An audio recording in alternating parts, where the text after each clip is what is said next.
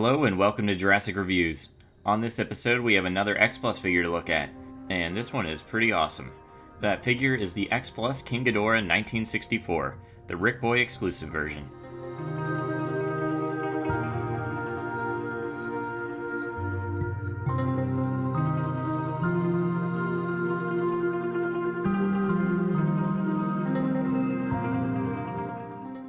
As I've mentioned in previous videos, if you have an X-Plus figure and it's a Rick Boy, it means that it's a website exclusive and there's something extra that comes with it, or it is painted differently.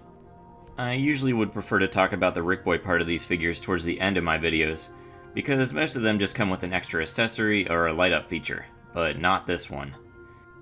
If it wasn't obvious enough already, this King Ghidorah is not painted gold. Instead, it uses colors from earlier promotional artwork and photographs for the 1964 film Ghidorah the Three-Headed Monster, or Ghidorah, as I prefer to call him. This film, of course, was King Ghidorah's first appearance ever, and these colors were the original colors planned for the monster. The colors, which are mostly red, white, and blue, would end up being replaced with the gold color King Ghidorah is known for. Here's actually a quick look at the standard version, which is painted gold. As far as the reasons it was originally going to be painted this way, the most consistent reasoning I found online is that the paint scheme was supposed to represent the United States. There may be other reasons, but when researching this, that's what I came across the most. If anyone knows more about this, please feel free to let me know in the comments, as I would love some more information on this if there is any.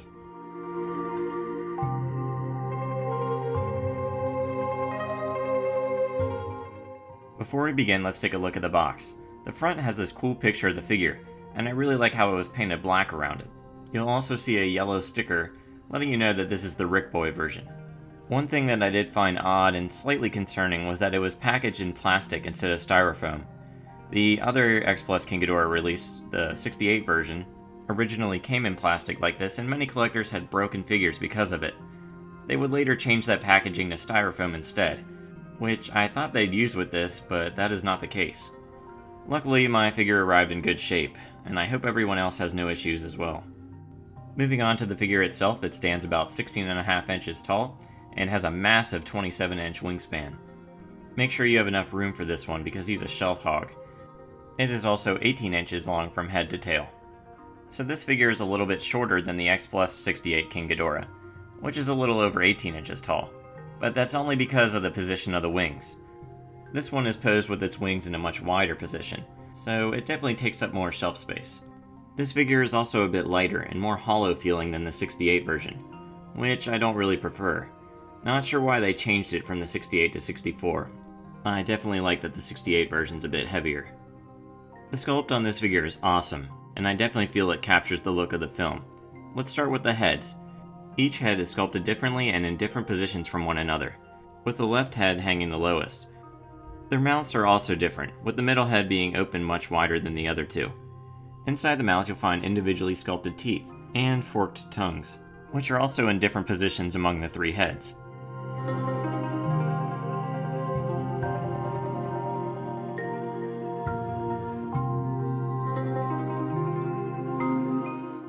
The top of the heads have some cool details with little spikes and of course its horns. There's also the hair or mane at the end of each head, which is pretty similar to what X-Plus did with the 68. This part looks okay. I think it's just hard to capture the look of hair on vinyl, and the paint on this one makes it even more difficult to tell.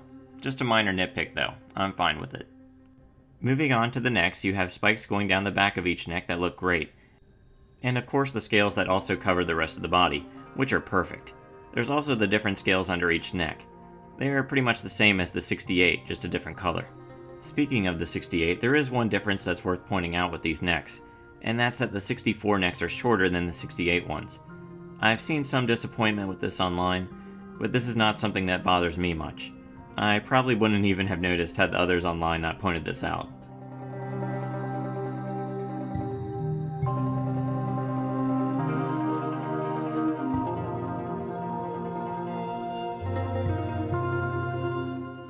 The rest of the body and its tail are covered in scales, and just like I said before, they look perfect. It really is like King Ghidorah from the film came right off the screen. Moving to the wings, they are absolutely incredible. Like the 68 King Ghidorah's wings, they are made of ABS plastic, so they don't droop down over time. All the little creases give it a nice wavy look that you see in the film, and you can also see the 6 little spikes on each wing. Both wings are simply stunning.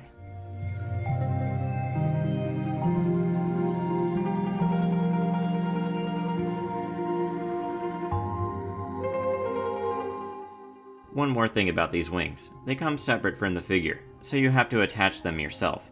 These, thankfully, were much easier to put on than the 68's wings were. Putting on the 68's wings were an absolute nightmare, and I still don't feel comfortable with the right wing on that one.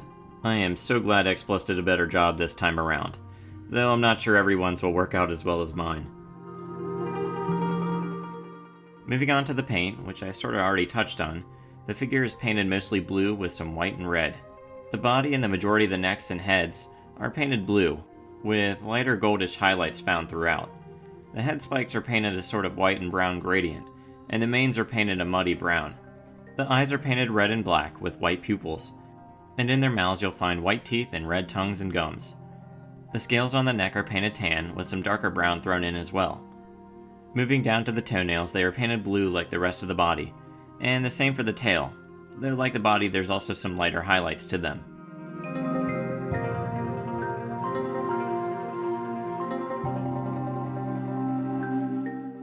The wings are striped with red, white, and blue. The white parts also have some gray mixed in to give it a more weathered look.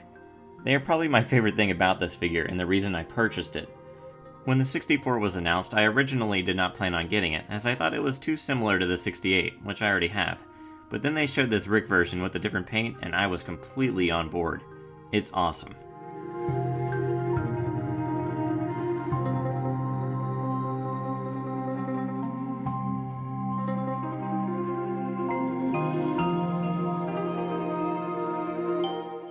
Before I give my rating for this figure, here's some comparisons with other figures. Here it is with the X-Plus 1968 King Ghidorah.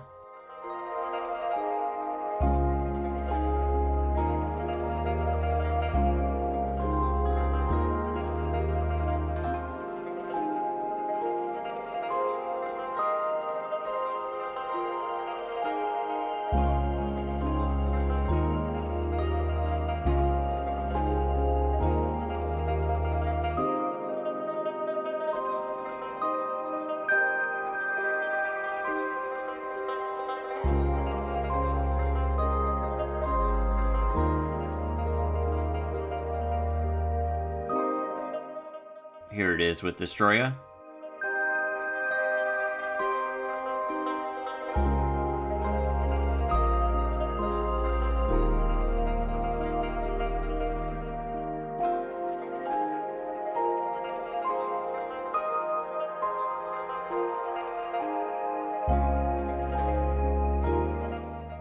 Here it is with Gigan.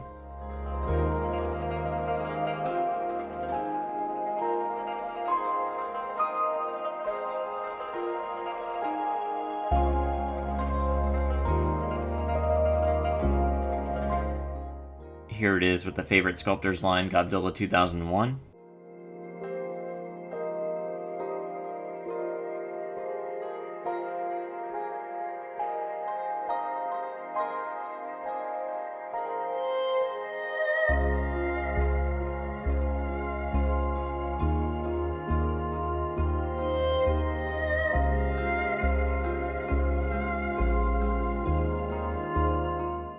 Here it is with Kong from Skull Island.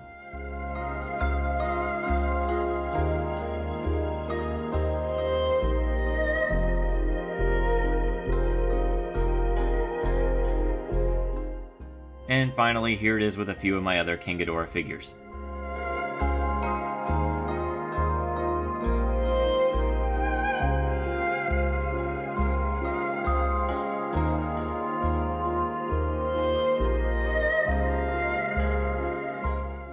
For a rating out of 10, I give this one a 9.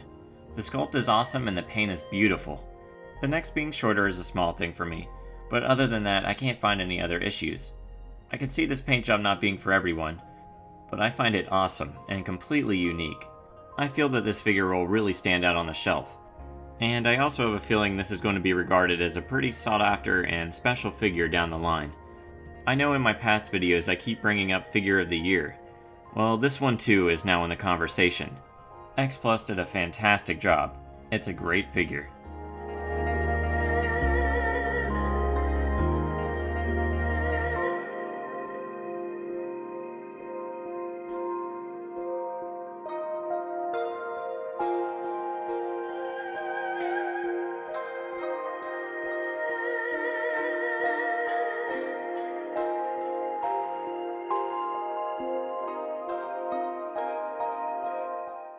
And that does it for my X-Plus King Ghidorah 1964 Rickboy exclusive review. If you enjoyed this video, feel free to subscribe. Thanks for watching and see you next time.